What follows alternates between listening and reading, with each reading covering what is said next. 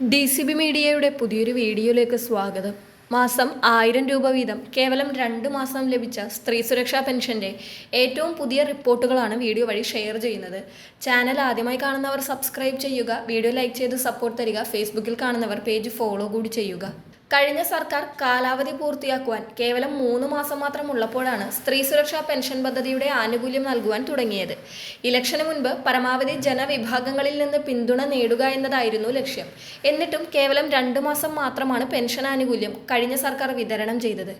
ഫെബ്രുവരി മാസത്തെയും March മാസത്തെയും 1000 രൂപ മാത്രമാണ് ഗുണഭോക്താക്കൾക്ക് ലഭിച്ചത്. ഫെബ്രുവരി മാസം 1000 രൂപ വീതം ഏകദേശം 10 ലക്ഷത്തോളം പേർക്കും, മാർച്ച് മാസം 1000 രൂപ വീതം ഏകദേശം 16 ലക്ഷത്തോളം പേർക്കും ലഭിച്ചു.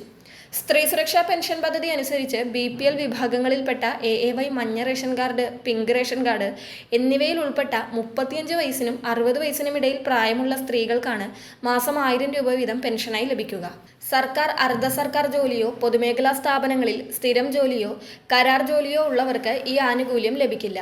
ഈ പദ്ധതിയിലേക്ക് സംസ്ഥാനത്തൊട്ടാകെ ഏകദേശം 18 ലക്ഷത്തോളം സ്ത്രീകളാണ് ഇതുവരെ മാസം 1000 രൂപ വീതമുള്ള ധനസഹായത്തിനായി അപേക്ഷകൾ സമർപ്പിച്ചിട്ടുള്ളത്. കൃത്യമായ പരിശോധനകൾക്ക് ശേഷം ഇതിൽ 16,10,000 ഗുണഭോക്താക്കളുടെ അപേക്ഷകൾ വകുപ്പ് തലത്തിൽ അംഗീകരിക്കപ്പെടുകയും ചെയ്തിട്ടുണ്ട്. എന്നാൽ കഴിഞ്ഞ സർക്കാർ ഏപ്രിൽ മാസത്തിൽ വാർദ്ധക്യകാല പെൻഷൻ, വിധവാ പെൻഷൻ, ഭിന്നശേഷി പെൻഷൻ തുടങ്ങിയ സാമൂഹ്യ സുരക്ഷാ പെൻഷനുകളൊക്കെ വിതരണം ചെയ്തുവെങ്കിലും മാസം 1000 രൂപ വീതം നൽകേണ്ട ഏപ്രിൽ മാസത്തെ സ്ത്രീ സുരക്ഷാ പെൻഷൻ വിതരണം ചെയ്യാതെയാണ് അധികാരത്തിൽ നിന്നും ഇറങ്ങിയത്.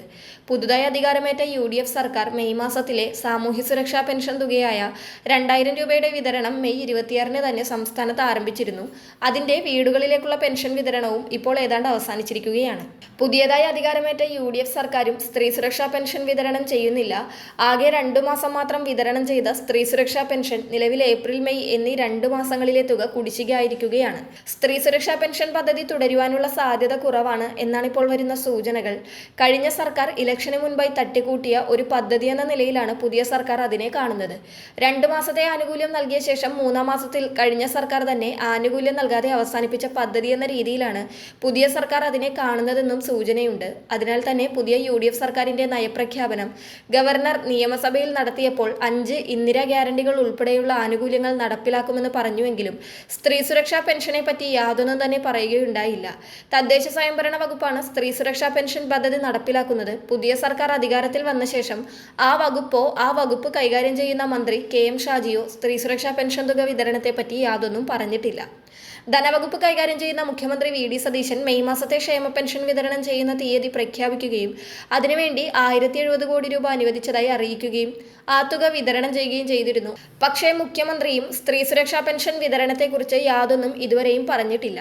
അതിനു പകരം സംസ്ഥാനത്ത് കൂടുതൽ സ്ത്രീകൾക്ക് പ്രയോജനം ചെയ്യുന്ന പദ്ധതികൾ 2 എണ്ണം ജൂൺ മാസത്തിൽ തന്നെ നടപ്പിലാക്കുന്നതിന്റെ തിരക്കിലാണ് സംസ്ഥാന സർക്കാർ. ഒന്നാമതായി ജൂൺ 15 മുതൽ എല്ലാ സ്ത്രീകൾക്കും സൗജന്യ KSRTC യാത്ര സർക്കാർ അനുവദിക്കുകയാണ്. സ്ത്രീ സുരക്ഷാ പെൻഷൻ 35 വയസ്സിനും 60 വയസ്സിനും ഇടയിൽ പ്രായമുള്ള BPL വിഭാഗം സ്ത്രീകൾക്ക് മാത്രമാണ് ലഭിച്ചതെങ്കിൽ KSRTCയിലുള്ള സൗജന്യ യാത്ര പ്രായഭേദമന്യേ മുഴുവൻ സ്ത്രീകൾക്കും ലഭിക്കുന്ന ആനുകൂല്യമാണ്. അതുപോലെ തന്നെ കോളേജ് വിദ്യാർത്ഥികൾക്ക് മാസം 1000 രൂപ വീതം നൽകുന്ന പദ്ധതിയും പുതിയ സർക്കാർ കൊണ്ടുവരികയാണ്. കോളേജിൽ 4 വർഷമൊക്കെ പഠിക്കുന്ന വിദ്യാർത്ഥിനികൾക്ക് പഠന കാലയളവിൽ മാസം 1000 രൂപ വീതം ഇതിലൂടെ ലഭിക്കുന്നതാണ്. ഈ പദ്ധതിയുടെ വിശദമായ വിവരങ്ങൾ ജൂൺ 19 അവതരിപ്പിക്കുന്ന സംസ്ഥാന ബജറ്റിൽ ഉണ്ടാകും. സ്ത്രീ സുരക്ഷാ പെൻഷൻ പദ്ധതി പുതിയ മാറ്റങ്ങൾ വരുത്തിയോ വരുത്താതെയോ സർക്കാർ തുടരുമോ എന്ന കാര്യവും ബജറ്റിലൂടെ തന്നെ അറിയുവാൻ സാധിക്കും. പേര് മാറ്റിയോ അല്ലാതെയോ സംസ്ഥാന സർക്കാർ സ്ത്രീ സുരക്ഷാ പെൻഷൻ പദ്ധതി തുടരുകയാണെങ്കിൽ ഈ വർഷം അതിനുവേണ്ടി നൽകുവാനുള്ള തുക ബജറ്റിൽ പ്രഖ്യാപിക്കേണ്ടി വരും. അതിലൂടെ ഈ പദ്ധതി തുടരുമോ എന്ന കാര്യത്തിലുള്ള സംശയത്തിന് ഉത്തരവുമാകും. സർക്കാരിന്റെ ഇതുപോലുള്ള ആനുകൂല്യ പദ്ധതികളുടെ പുതിയ അപ്ഡേഷനുകൾ എത്തിയാൽ ഉടൻ കൃത്യമായി നിങ്ങളെ അറിയിക്കുന്നതാണ്. എല്ലാ ക്ഷേമ പദ്ധതി അറിയിപ്പുകളും അറിയുന്നതിനായി ചാനൽ സബ്സ്ക്രൈബ് ചെയ്യുക. മറ്റൊരു വീഡിയോയുമായി വീണ്ടും കാണാം.